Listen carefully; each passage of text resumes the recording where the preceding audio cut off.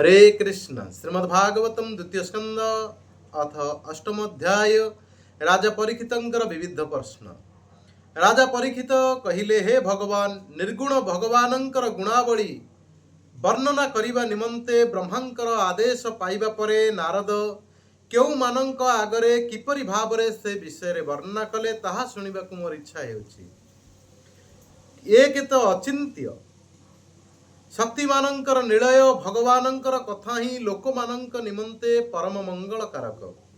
पुणी से समस्तंकु भगवत दर्शन कराइबा हेउछि देवर्षि नारदंकर स्वभाव। जेहेतु आपण हेउचंती वेदवेता मानंक मध्यरे श्रेष्ठ, तेणु कृपा करी आपण मते विषय रे कहंतु। हे महाभाग, हे सुखदेव गोस्वामी, आपण मते एपरि उपदेश दियंतु जद्वारा मु मोर आसक्ति रहित मन को सर्वात्मा श्रीकृष्णंक ठारे तन्मय करि देई देह त्याग करि परिबी। जो माने श्रद्धार सहित प्रभुंकर लीला नित्य श्रवण कीर्तन करंती, सेमानंक हृदय अति शीघ्र भगवान आविर्भूत होई जानती। शरत ऋतु आसीगले जेपरी जलर मलिनता स्वत दूर हो जाए, ठीक सेहीपरि कर्णरंध्र देई श्रीकृष्ण जाई भक्त मानंकर भावमय हृदय कमल रे विराजमान होई गले। भक्त मानंकर मनरे मल सेहीपरि स्वत नष्ट हो जाए। समस्त क्लेश लंघन करी पथिक तार घरे पहुंच गले। जेपरी से घर छाड़ी आउ केउ आड़े जाए नहीं, शुद्ध हृदय भक्त सेहीपरि क्षणक पाई मध्य भगवान श्रीकृष्णंकर पाद पद्म को छाड़ी पारंती नाही। भगवान पंच महाभूत सहित क्षेत्रज्ञर अर्थात जीवर तो कौनसी संबंध नहीं, तथापि ताहार स्थूल शरीर पंचभूत रे ही निर्मित होइथाय। यह स्वभावतः होइथाय ना अन्य कौनसी कारणरू यह हुए। यार मर्म आपण तो यथार्थ रूप रे जानिथिबे, कृपा करी मते ताहा आपण कहंतु। आपण कहिले जे भगवानंकर नाभि कमलरू पद्म प्रकटित हेला एवं तहिरू सकल भुवन सृष्टि हेला एवं साधारण मनुष्य जेपरि ओ जेते प्रकार अवयव रहिथाय, भगवान मध्य सेहीपरि सेते प्रकार अवयव रही अछि। ताहा हेले भगवान अवयव द्वारा सीमित ना अनंत? दया करी आपण मते ताहा बुझाई कहंतु।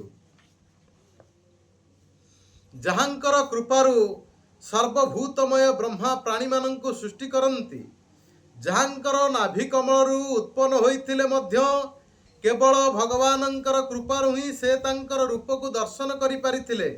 संसारर उत्पत्ति स्थिति प्रलयर कारण सेही अंतर्यामी तथा मायार स्वामी परम पुरुष परमात्मा निज माया को त्याग करिदेवा परे केउथिरे केउ रूप रे निवास करंती, ताहा मध्य आपण कहंतु। आपण प्रथमे कहिले जे विराट पुरुषंकर अंगरू विभिन्न लोक ओ लोकपाल मानंकर सृष्टि हेला। पुणी आपण कहिले जे लोकपाल मानंक सहित विभिन्न लोक मध्य भगवानंकर अवयव। एही दुईटीर तात्पर्य कौन? महाकल्प एवं तार अंतर्गत गौण कल्प आदि विषय आपण मते बुझाई कहंतु। कालर अनुमान किपरि करा जाए? भूत भविष्यत वर्तमान ए सबु शब्दर अर्थ कौन? जो प्राणी माने निजकु देह बोली धरि नियंती, सेमानंकु दिया जाइथिबा आयुर परिमाण केते? हे ब्राह्मण श्रेष्ठ, कालर त्रुटि आदि सूक्ष्म गति ओ वर्ष आदि स्थूल गति किपरि जना जाए? विभिन्न प्रकार कर्मरु जीवकु केतबळे एवं किपरि गति मिली थाए? मनुष्यर सत्व रज तम गुण अनुसारे जेपरि कर्म सबु करे, ताकु तार सही कर्म अनुसारे ही देव मनुष्य ओ तिर्यक आदि नाना जनि मिले। अतएव तार कर्मर हिसाब किए रखंती? पृथ्वी पाताल दिग आकाश ग्रह नक्षत्र पर्वत नदी समुद्र द्वीप ओ से सबुरे बास करुथिबा जीव मानंकर किपरि उत्पत्ति हुए? ବ୍ରହ୍ମାଣ୍ଡ ଭିତର ବାହାରର ପରିମାଣ କେତେ ତାହା ଆପଣ ବୁଝାଇ କୁହନ୍ତୁ ଏବଂ ତାର ସହିତ ମହାପୁରୁଷମାନଙ୍କର ଚରିତ୍ର ବର୍ଣ୍ଣାଶ୍ରମ ଭେଦ ସେ ସବୁର ଧର୍ମ ମଧ୍ୟ ନିରୂପଣ କରନ୍ତୁ। ବିଭିନ୍ନ ଯୁଗର ସ୍ୱରୂପ ଅବଧି ବିଭିନ୍ନ ଯୁଗର ଧର୍ମ ତଥା ଶ୍ରୀହରିଙ୍କ ଅବତାରର ପରମ ଆଶ୍ଚର୍ଯ୍ୟମୟ ଚରିତ ବିଷୟରେ ମଧ୍ୟ ଆପଣ କୁହନ୍ତୁ। ମନୁଷ୍ୟମାନଙ୍କର ସାଧାରଣ ଧର୍ମ କ'ଣ, ବିଶେଷ ଧର୍ମ କ'ଣ, ବିଭିନ୍ନ ପ୍ରକାର ଧନ୍ଦା କରୁଥିବା ଲୋକମାନଙ୍କର, ରାଜଶ୍ରୀମାନଙ୍କର, ବିପଦଗ୍ରସ୍ତ ଲୋକମାନଙ୍କର ଧର୍ମ କ'ଣ ଆପଣ ତାହା ମଧ୍ୟ କୁହନ୍ତୁ।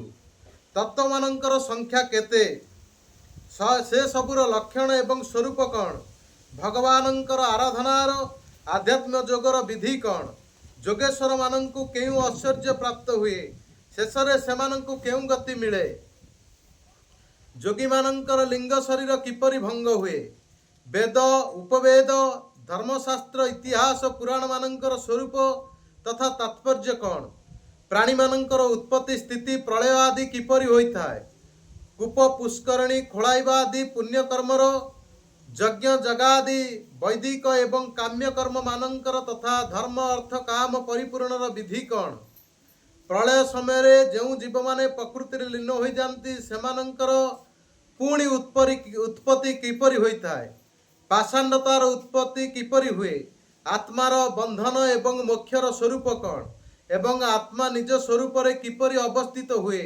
ଭଗବାନ ତ ପରମ ସ୍ୱତନ୍ତ୍ର, ସେ କିପରି ନିଜ ମାୟାରେ କ୍ରୀଡ଼ା କରନ୍ତି ଏବଂ ତାହା ଛାଡ଼ି ଦେଇ ସେ କିପରି ସାକ୍ଷୀ ପରି ପୁଣି ଉଦାସୀନ ହୋଇଯାଆନ୍ତି।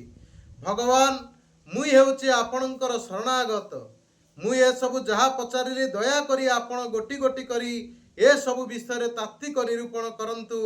ଏସବୁ ବିଷୟରେ ଅନ୍ୟମାନେ ତ ନିଜ ପୂର୍ବ ପରମ୍ପରାରୁ ଶୁଣିଥିବା କଥାକୁ ହିଁ ଅନୁସରଣ କରନ୍ତି, କିନ୍ତୁ ଆପଣ ତ ସ୍ୱୟଂଭୂ ବ୍ରହ୍ମାଙ୍କ ସମାନ ପରମ ପ୍ରମାଣ। ହେ ବ୍ରହ୍ମନ୍, ଆପଣ ମୋର କ୍ଷୁଦ୍ର ତୃଷ୍ଣା ପାଇଁ ଚିନ୍ତା କରନ୍ତୁ ନାହିଁ। ମୋର ପ୍ରାଣ କେବଳ କ୍ରୋଧାନ୍ୱିତ ବ୍ରାହ୍ମଣଙ୍କ ଶାପ ବିନା ଅନ୍ୟ କୌଣସି କାରଣରୁ ଚାଲିଯିବ ନାହିଁ, କାରଣ ମୁଁ ଆପଣଙ୍କର ମୁଖାରବିନ୍ଦରୁ ନିର୍ଗତ ଭଗବାନଙ୍କର ଅମୃତମୟୀ ଲୀଳାରସକୁ ପାନ କରୁଅଛି। ସେ ଶୌନକାଦି ଋଷିଗଣ ସାଧୁମାନଙ୍କର ସଭାରେ ଭଗବାନଙ୍କର ଲୀଳା କଥା ଶୁଣାଇବା ନିମନ୍ତେ ରାଜା ପରୀକ୍ଷିତ ଏହିପରି ପ୍ରାର୍ଥନା କରିବାରୁ ଶୁକଦେବ ଅତ୍ୟନ୍ତ ଆନନ୍ଦିତ ହେଲେ। ତାଙ୍କୁ ବେଦତୁଲ୍ୟ ଶ୍ରୀମଦ୍ ଭାଗବତ ମହାପୁରାଣ ଶୁଣାଇଲେ, ଯାହାକି ବ୍ରାହ୍ମ୍ୟକଳ୍ପ ଆରମ୍ଭରେ ସ୍ୱୟଂ ଭଗବାନ ବ୍ରହ୍ମାଙ୍କୁ ଶୁଣାଇଥିଲେ।